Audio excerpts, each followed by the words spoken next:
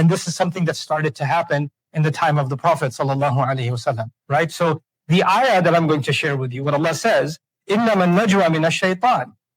That najwa, secret counsel, it only comes from the devil. A couple of ayat that belong to Surah Al-Mujadala, a very small surah of the Quran that deals with a very particular subject matter predominantly in the heart of the surah, and that is called najwa. Maybe a word that you're not familiar with, so I'll help you understand this word first. So the word najwa actually has to do with secret counsel. Like if you're holding meetings in secret with somebody and discussing something privately, that kind of a meeting can be called najwa. Okay, so, and it could be something good and it could be something bad. So if, for example, your parents decide that they want to have a conversation about the finances and they close the door and their kids go downstairs and they want to discuss something, well, they're having a najwa too. That's actually a form of najwa that they're having.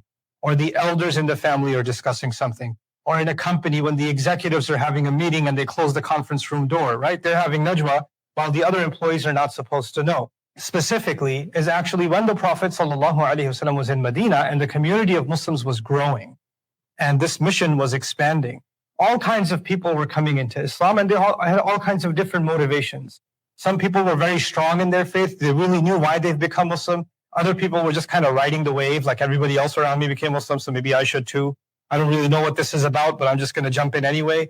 Other people were, politically and socially influential before the Prophet came, sallallahu alaihi wasallam, and the only way for them to remain influential was to join the Muslims. So they had kind of a side agenda. We call them the munafiqun, because their intentions are not actually for the service of Allah and His Messenger or loyalty to them. They're loyal to their own agenda, right? So they show loyalty on the face of it to one, but in reality, the loyalty goes to someone else. So they're the munafiqun. But on the outside, they're all Muslims. They all say assalamu alaikum. They all pray together. So just because they're praying together and they're all in the company of the Prophet ﷺ, and when Allah says, Ya ayyuhalladhina amanu, He's talking to all of them, doesn't mean they're all on the same page. Doesn't mean they all have the same kinds of motivations. But this was becoming a more serious problem because in Mecca, the people who accept Islam and the people who reject Islam, the lines are very clear.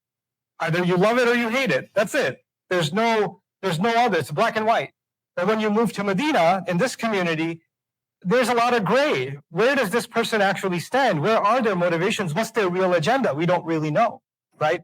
And so when the Prophet ﷺ would discuss something sensitive, because remember, for the years after moving to Medina until almost the end of the mission of the Prophet ﷺ, it's kind of like what you can call a Cold War situation. So we're constantly, either we're on the battlefield or we're preparing for the next battle, right? And there's a battle of influence taking place in the region. And when even if you're not on the battlefield, the issue that occurs is that the enemy is always gathering intelligence. So it's not really clear who is going to sit in the gathering of the Prophet ﷺ, and he's going to mention some really important decision, and then that decision is going to get leaked outside. Or there's even more. It's not just leaking to the enemy. There's another problem, and that's destroying the morale from within. Many of you work in large organizations or companies, etc., right? And you have office politics. So you'll have a meeting, everybody, the CEO gathers and everybody's sitting in the meeting, and if anybody has any issues, please raise your hand or please discuss it now. This is the team meeting. Nobody raises an issue. Everybody's okay, right? And as soon as the meeting's over, 4 people go in a corner. Man, this meeting is stupid. This guy doesn't know what he's doing. I'm telling them this can't be done in 3 months. We need 4 months, but nobody listens to me. They don't say it in the meeting. They wait until the meeting is done and they go by the water cooler and then they have the meeting after the meeting. You understand? And the whole point of that is to destroy the morale and the cohesion of the group. So there's the group and now there's a group inside the group. Najwa, what it does is it helps you build assumptions about someone else.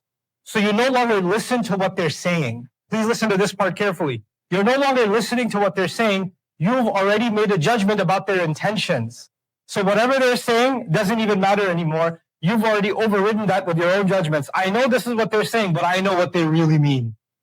Right? This is what Najwa does. It creates a paranoia and a judgment about the larger group or about leadership or about others. And this is something that started to happen in the time of the Prophet ﷺ. Right? So the ayah that I'm going to share with you, what Allah says, إِنَّمَا النَّجْوَى مِنَ الشَّيْطَانِ. that najwa, secret counsel, it only comes from the devil. It only comes from the devil. لِيَحْزُنَ الَّذِينَ آمَنُوا, so that it may cause sadness to those who've had faith. So the goal of Shaitan is to create this device, this najwa. Because there's one thing to attack Islam on the battlefield. There's another battlefield you can create. It's much safer. It's najwa, side meetings. By the way, this doesn't just happen at the office, does it? It happens in families, right? In fact, the brothers of Yusuf were having najwa by themselves. They could have talked to their dad too, but they didn't. They said, Dad's crazy. He loves Yusuf too much, right? He's lost. We should do this. If they actually consulted the entire family, whatever emotions they were feeling, none of that would have happened, you see? And even that, in that surah, Allah even mentions that, inna shaytana lil insani aduwwun mubin, the devil is an enemy. It's interesting. Najwa comes up, shaitan comes up. You wonder why. Why is Najwa and shaitan so connected to each other? Well, shaitan himself, when Allah created Adam alayhi salam, could have brought up his concerns. Like the angels did. The angels brought up their concerns. They said, تَجْعَلُ فِيهَا مَنْ يُفْسِدُ فِيهَا وَيَسْفِكُ الدِّمَاء. You're going to put someone that's going to spill blood. Ya Allah, we don't understand. You have a concern, bring it up. But he kept it inside. He kept it inside. And Allah even said, أَعْلَمُ مَا تُبْدُونَ وَمَا كُنْتُمْ تَكْتُمُونَ. I know what you show, I know what you hide. So the devil's been hiding this inside of him. Well, you know what? He realized, well, that's my habit. I'm going to make it their habit. I'm going to make them hide things among themselves and then form groups that hide their real agendas and create groups within groups, cliques within families, right? To undermine the larger cause. So this kind of thing is definitely from a shaitan. But this creates and the goal of it. And this is actually wanted to spend a little bit of time in this khutbah talking about the goal of it. Because a lot of times Allah tells us what shaitan does. But sometimes he also tells us why he does it. Like what's his end game? His greatest goal would be, strangely, لِيَحْزُنَ الَّذِينَ آمَنُوا, so he can cause huzn to those who believe. Now, the common translation of huzn is actually sadness. So he may make the believers sad. But then when you think about that, I'm like, that's not such a great goal. Like just making someone sad, why is that such a problem? It's just a feeling, and like any other feeling, it passes. So if you dig a little bit into the word huzn, it gets a little further than sadness, and I want to dig into that a little bit. Linguists describe sadness as naqidu surur wal farah. First of all, they describe it as the opposite of being content and being happy. So being dissatisfied, being disturbed, and being unhappy. That's the first part of the word huzn. Alamun, it actually includes pain, the feeling of pain. It's interesting, as a student of psychology, I can tell you there are many forms of psychological pain that are worse than physical pain. Right? Psychological pain can actually be worse than physical pain. Emotional pain can be worse than physical pain. Right? وَمَشَاعِرُ شَاقَّةٍ يَجِدُهَا الْإِنسَانِ فِي قَلْبِهِ لِفَقْدِ الشَّيْءِ أَوْ نَحْوِهِ. That tough, hard feelings that take root inside of a person are called huzn. Hard feelings, rough feelings that take root because a human being has lost something, or for other reasons. أو نحوه. الألم والخشونة في النفس. Actually, the word hazan actually came from rough patches of soil, where if you walk, you would get cut, and you can't really ride a wheel on top of it; it would break. So rough patches of earth are actually called hazan. And from it we get the word huzn, meaning disturbance, roughness, coarseness, pain. And of course it includes one more very important meaning. They used to say about a person, hazina ar-rajul ay ta'iba. A person became filled with huzn, means they got exhausted. So it's interesting. You might have a lot of energy, right? You got out of the morning, you ate breakfast, you have a lot of energy. And then you have a conversation about, you have this idea that the family's talking about you. Or you can notice they're just looking at you and laughing. And you say, what were you guys talking about? Nothing. Don't worry about it. And you know what that does immediately? It takes some of your energy away. فَلَا تَتَنَاجَوْا بِالْإِثْمِ وَالْعُدْوَانِ وَمَعْصِيَةِ الرَّسُولِ. Then don't sit and discuss things secretly in a sinful way, in a way that's filled with animosity and disobedience to the Prophet. So the rest of this khutbah, I'll briefly mention these three things. First of all, ithm, in a sinful way. What's sinful? If you're talking about someone, hey, I need to discuss uncle. Yeah, uncle. God, that guy. You laugh at him. You're condescending towards him. you're making jokes about him, that's actually sinful. Because, istihza is sinful. Quran will describe it, right? Looking down on someone is la yaskhar qawmun min qawmin. Don't make fun of each other. That's sinful. So already the tone in which you're going to talk about someone will already let you know and let me know, hey, we're heading down the devil's path. This is not what Allah allows. That's already, the first violation, bil ithm. Then there's udwan. Udwan means animosity. The person you're talking about may have hurt your feelings. You may be angry at them. So when you talk about them, your anger comes out. Right? Your animosity towards them comes out, which means you're not able to have a fair conversation and a sensible conversation because your emotions are too high. So you've got to put your udwan in control. Whatever may have happened. We're discussing how to address this issue. I'm not here to vent my anger. I don't want to talk about this person because they make me so mad, because I hate them so much.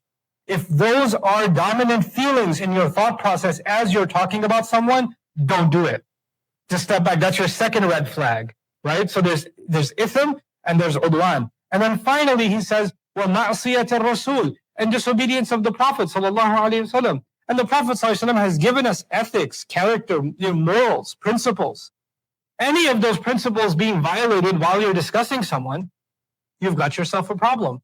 In fact, a good example of najwa is when Yaqub alayhi salam was speaking to Yusuf alayhi salam.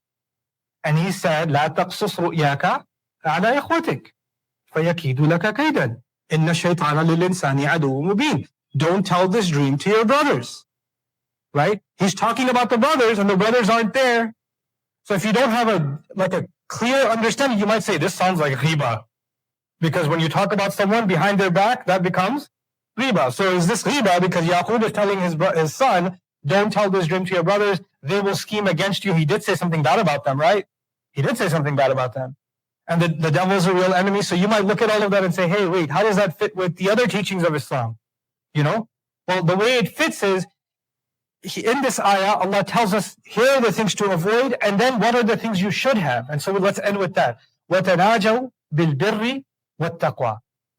And if you're going to engage in secret counsel, do it for a good reason. So in just a couple of words, Surah Al-Mujadala, this is ayahs number 9 and number 10, Allah basically just comprehensively summarized one of the most important aspects of our lives. Sometimes difficult conversations have to be had. Sometimes you have to talk about people that are causing harm. You have to. But we have guidelines for not to cross that line. And we also have guidelines for if we realize we're on the wrong side of this. And if you're the one being talked about, then Allah says, لَيْسَ بِضَارِّهِمْ شَيْئًا إِلَّا بِإِذْنِ اللَّهِ. In the 10th ayah, I didn't even talk about that. He's not going to be able to harm you at all. Don't worry about if they're talking about you. وَعَلَى اللَّهِ فَلْيَتَوَكَّلِ الْمُؤْمِنُونَ. Believers should place their complete trust in Allah. That's it. Let it go. Let Allah take a hold of that. The words can only go so far. And even if they cause you harm, that's a harm that nobody could have avoided except by Allah's permission. So again, I keep taking you back to Surah Yusuf for a reason, because najwa is there. They schemed against Yusuf. Allah said here, they're not going to be able to harm the believers in any way. But they harmed Yusuf. They put him in a well. He ended up as a slave. But in the long run, they couldn't do to him what Allah didn't plan. إِلَّا بِإِذْنِ اللَّهِ. So it may be that their words have an effect. It may be that it causes some harm, but that may also be a part of a larger scheme from Allah, a larger plan from Allah. No credit of which goes to them, but it might be that Allah has something in store for you that's even greater. That adversity might come your way because of the talking of others. It might happen, but there's a greater plan in place. So may Allah Azza wa Jal make us people that are mindful of the right kind of najwa, and make us not of those who engage in najwa in the way that Shaitan wants us to engage in.